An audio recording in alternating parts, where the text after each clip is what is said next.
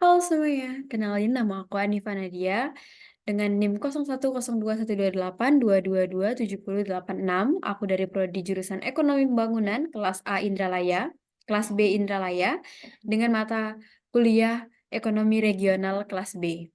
Nah, hari ini aku akan menjelaskan tentang eh, untuk menempuh tugas UTS, yaitu yang pertama ada teori lokasi Weber. Teori lokasi Weber merupakan teori lokasi yang menyatakan bahwa lokasi suatu industri itu dipengaruhi oleh biaya produksi, transportasi, dan permintaan pasar. Nah, menurut teori ini, lokasi yang optimal untuk suatu industri tergantung pada hubungan antar biaya produksi, biaya transportasi, bahan baku, dan biaya transportasi produk akhir ke pasar. Nah, Weber juga mengemukakan bahwa industri cenderung berkumpul di lokasi yang dapat menghasilkan produk dengan biaya lokal, biaya total terendah, dan termasuk biaya produksi dan biaya transportasi. Dalam teori ini terdapat 4 variabel yang dapat mempengaruhinya. Nah, yang pertama yaitu ada efek biaya transport atau input terhadap produksi. Nah, eh, contoh contoh dari kurva efek biaya transport input terhadap produksi yaitu adalah.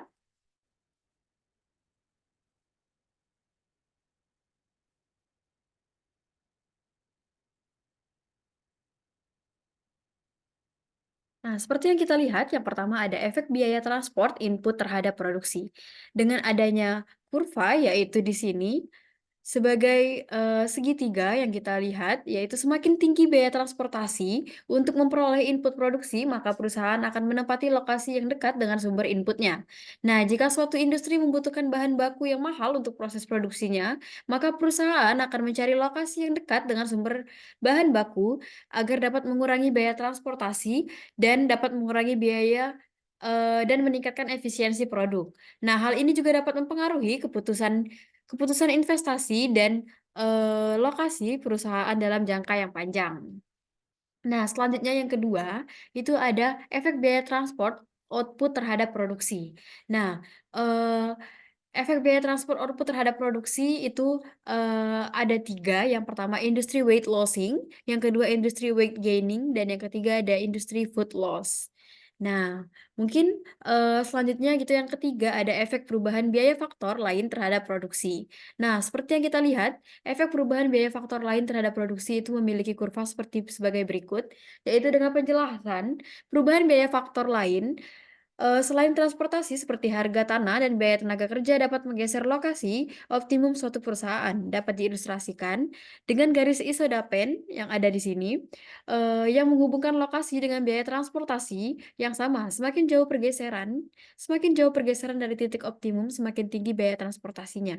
Maka perpindahan lokasi ini tergantung pada perhitungan ekonomi antara penghematan dan dari faktor lokal seperti harga tanah dan tenaga kerja dengan peningkatan biaya transportasi.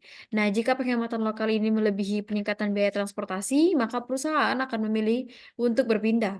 Oleh karena itu, penghematan merupakan perbedaan antara kenaikan biaya transportasi dengan penghematan faktor lokasi. Oke, selanjutnya, ada yang namanya efek muncul sumber input dan pangsa pasar baru. Nah, jadi meskipun jarang perusahaan melakukan perpindahan lokasi hanya karena menemukan input, maka, yang lebih murah, maka adanya penghematan dalam biaya tenaga kerja dapat menjadi faktor yang mengkompensasi kenaikan biaya transportasi.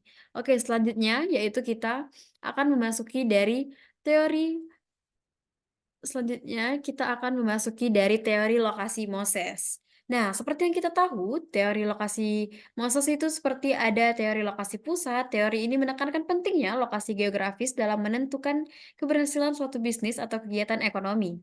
Nah, menurut teori ini, bisnis cenderung berkumpul di lokasi yang memiliki aksesibilitas baik dan biaya transportasi yang rendah, sehingga meningkatkan efisiensi dan daya asing mereka. Dengan demikian, maka pertumbuhan ekonomi suatu daerah itu dipengaruhi oleh faktor-faktor geografisnya. Oke, selanjutnya, kita masuk ke model monopoli atau spatial hoteling. Menurut teori ini, Perusahaan cenderung menempati lokasi yang berdekatan secara spasial untuk memaksimalkan pangsa pasar mereka. Dalam persaingan, oligopolistik, perusahaan dapat meminimalkan persaingan langsung dengan memilih lokasi yang dekat satu sama lain. Dengan demikian, mereka dapat mempertahankan keuntungan monopoli sebanyak mungkin. Nah, misalnya ada 2 supermarket yang besar, mereka mungkin akan menempati lokasi yang berdekatan di sebuah kota kecil. Untuk menarik pelanggan yang sama, yang keduanya memiliki keuntungan yang minimnya alternatif bagi konsumen.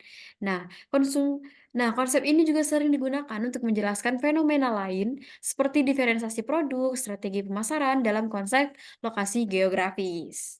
Nah, selanjutnya ada model von Thunen. Menurut model ini, pertanian akan terkonsentrasi di sekitar, pusat kota dengan jenis pertanian yang berbeda-beda terkonsentrasi pada cincin-cincin yang berbeda tergantung pada biaya transportasi dan nilai tanamannya. Nah, keputusan lokasi ini, petani tergantung pada biaya transportasi dan harga tanah. Dengan pola pertanian yang lebih intensif dan memiliki nilai tinggi berada lebih dekat ke arah pusat kota. Nah, sehingga model von Thunen ini memiliki eee beberapa model pertanian yang menghubungkan antara, cincin-cincin yang berbeda tergantung pada biaya transportasi dan nilai tanamannya. Oke, ada yang namanya aglomerasi. Aglomerasi adalah fenomena di mana aktivitas ekonomi, industri, atau populasi berkumpul atau terpusat di suatu wilayah tertentu. Ini dapat, terjadi di tingkat lokal, regional, atau bahkan global. Nah, aglomerasi ini memiliki keuntungan serta kerugian. Keuntungannya yang pertama ada ekonomi skala, yaitu penurunan rata-rata biaya produksi seiring peningkatan output atau layanan publik, tenaga kerja, dan pasar. Nah, yang kedua ada inovasi dan pengetahuan.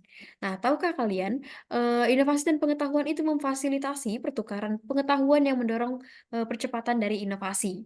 Nah, yang ketiga ada pasar tenaga dan beragam. Keuntungannya yaitu dengan adanya pasar tenaga dan kerja yang beragam, menawarkan beragam tenaga kerja dengan berbagai keterampilan yang diperlukan oleh suatu perusahaan. Nah, sedangkan kerugiannya itu juga memiliki 3, yaitu adanya kepadatan penduduk yang sangat tinggi, sehingga memunculkan kemacetan, polusi, dan menurunkan kualitas, hidup penduduk. Yang kedua, itu ada pembangunan tidak seimbang, sehingga wilayah perkotaan berkembang sangat pesat, sementara wilayah pedesaan terpinggirkan. Nah, yang ketiga, yaitu ada risiko ketergantungan, di mana, ketergantungan pada industri ini dapat meningkatkan risiko dari, ekonomi jika mengalami kebangkrutan. Nah, mungkin itu adalah keuntungan dan kerugian dari aglomerasi. Nah, sedangkan jenis dari aglomerasi ini ada 3, yaitu yang pertama ada internal returns to scale, yang kedua ada economies of localization, yang ketiga ada economies of urbanization. Nah, yang pertama itu ada internal, returns to scale, yang itu, terjadi ketika biaya rata-rata produksi suatu barang atau jasa menurun ketika skala produksi meningkat. Nah, sedangkan yang kedua ada economies of localization, yaitu terjadi ketika sejumlah besar perusahaan yang beroperasi di industri yang serupa terlokalisasi di wilayah yang sama. Nah, sedangkan yang ketiga yaitu ada economies of the urbanization, terjadi ketika kepadatan populasi dan aktivitas ekonomi meningkat di wilayah perkotaan.